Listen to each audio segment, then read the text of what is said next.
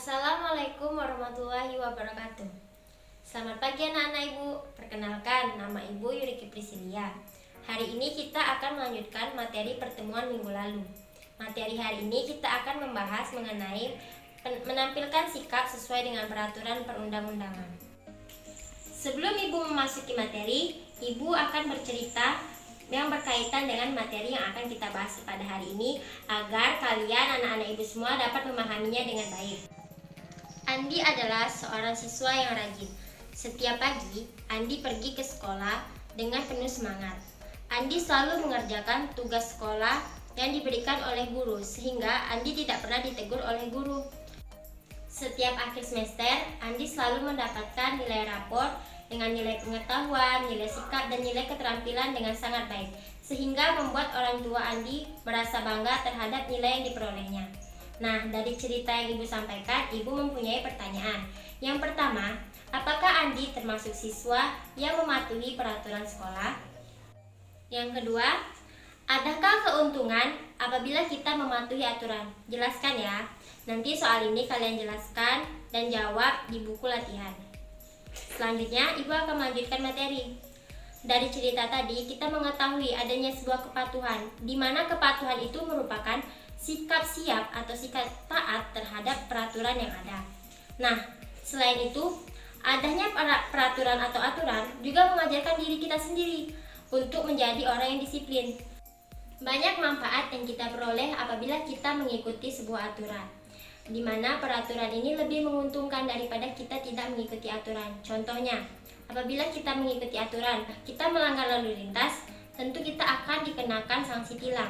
Nah, pada saat kita ditilang, kita akan membayarkan denda. Dengan begitu, itu kan dapat merugikan kita.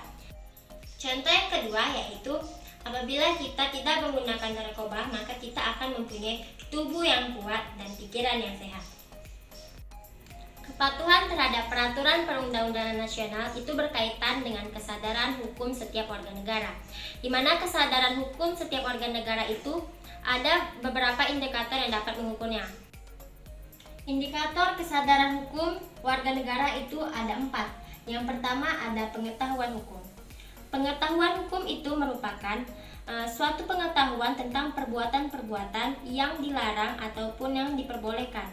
Contoh perbuatan yang dilarang itu adalah seperti penganiayaan, penggelapan, serta penipuan. Adapun perbuatan-perbuatan yang diperbolehkan oleh hukum seperti sewa menyewa, jual beli, dan lain sebagainya.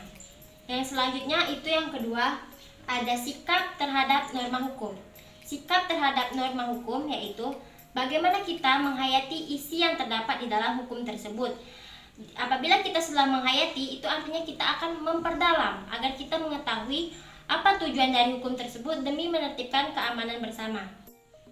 Yang ketiga, itu ada sikap terhadap norma hukum, di mana di sini ditunjukkan terhadap bentuk penilaian baik atau buruknya terhadap norma. Contohnya, seperti pencurian. Pencurian itu merupakan bentuk perilaku yang tidak baik atau yang tercela karena hal tersebut dapat merugikan orang lain. Yang keempat, itu ada perilaku hukum, di mana perilaku hukum ini ditunjukkan dengan perbuatan manusia, apakah dia menaati peraturan-peraturan hukum yang ada ataupun tidak. Sebagai warga negara yang baik, tidak terkecuali kita termasuk di dalamnya. Sebagai pelajar, kita harus juga mematuhi peraturan yang ada. Sebagai warga negara yang baik, mematuhi peraturan perundang-undangan yang ada di Indonesia, salah satu contohnya adalah mempunyai akte kelahiran. Nah, anak-anak ibu pada punya akte kelahiran kan? Itu merupakan salah satu contoh perbuatan kita sebagai warga negara telah menaati peraturan perundang-undangan yang ada di Indonesia. Yang kedua itu ada mematuhi peraturan lalu lintas. Yang ketiga itu mewajibkan pendidikan dasar. Yang keempat, tidak melawan aturan hukum. Nah, apabila kita hidup mematuhi aturan yang ada, itu merupakan cerminan dari diri kita sendiri. Apabila kita hidup sesuai dengan aturan, maka hidup kita akan menjadi disiplin.